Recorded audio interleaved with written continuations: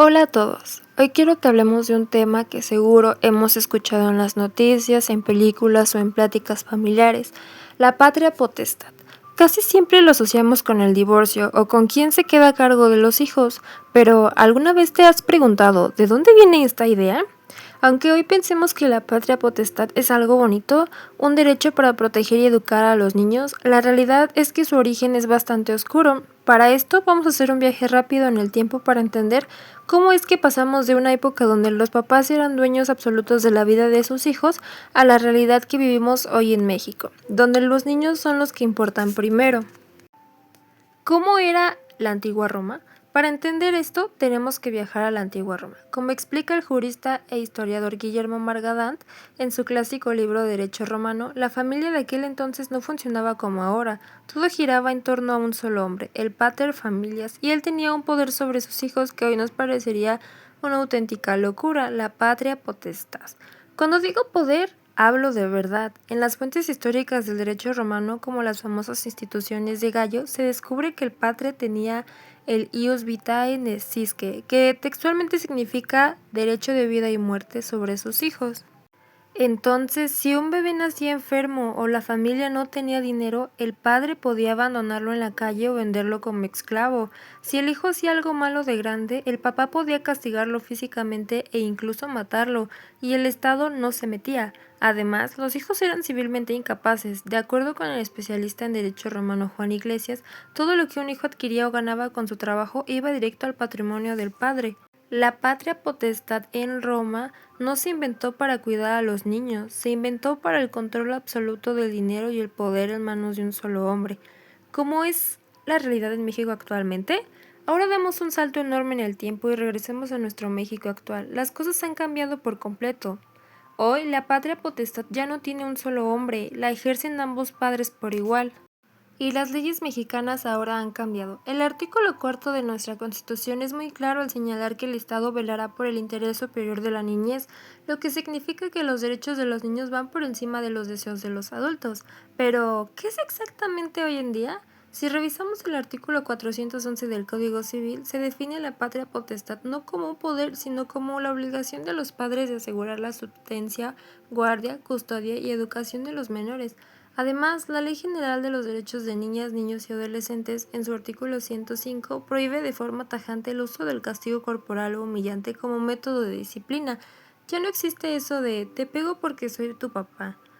Si un padre abusa, es violento o abandona su responsabilidad, el Código Civil establece reglas claras para suspenderle o quitarle este derecho. Si ponemos las dos épocas frente a frente, apoyándonos en lo que dicen las leyes y la historia, es impresionante ver todo lo que se ha transformado.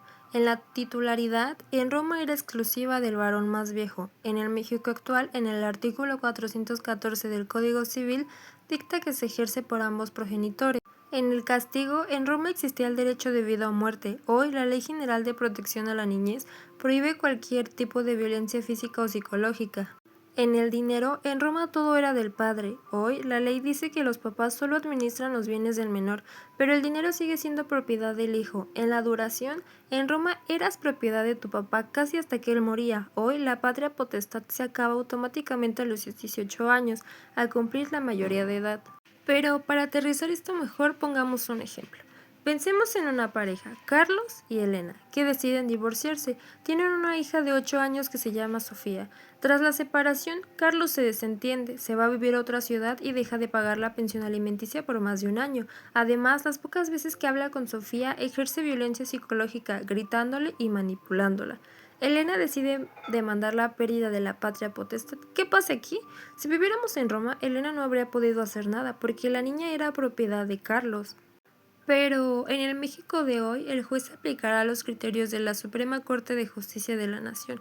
Nuestra Suprema Corte ha determinado en jurisprudencia que el incumplimiento injustificado de los alimentos y la violencia familiar atenta directamente contra la integridad del menor.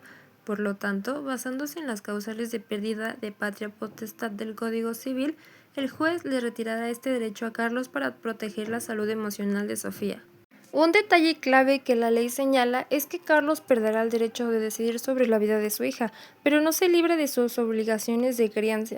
Tiene que seguir pagando la pensión alimenticia a la fuerza, porque el derecho moderno protege al menor, pero no al deudor. Para cerrar, creo que vale la pena reflexionar en esto. La evolución de la patria potestad nos demuestra que hemos ido mejorando como sociedad. Haber dejado atrás esta idea romana de que los hijos son objetos que nos pertenecen es uno de los avances más humanos del derecho. Como bien señalan los tratados internacionales de derechos humanos de los que México forma parte, los niños no son propiedad de nadie, son personas completas, sujetos de derechos que están creciendo y que necesitan guía. Tener la patria potestad hoy en día no es un cheque en blanco para mandar o exigir obediencias ciegas, es una responsabilidad enorme. Se trata de educar con respeto, proteger con amor y entender que nuestra autoridad como padres no viene de la fuerza o del miedo, sino de nuestra capacidad para cuidar bienes a quien mañana van a tomar las riendas del mundo. Muchas gracias por escucharme y nos vemos en una próxima ocasión.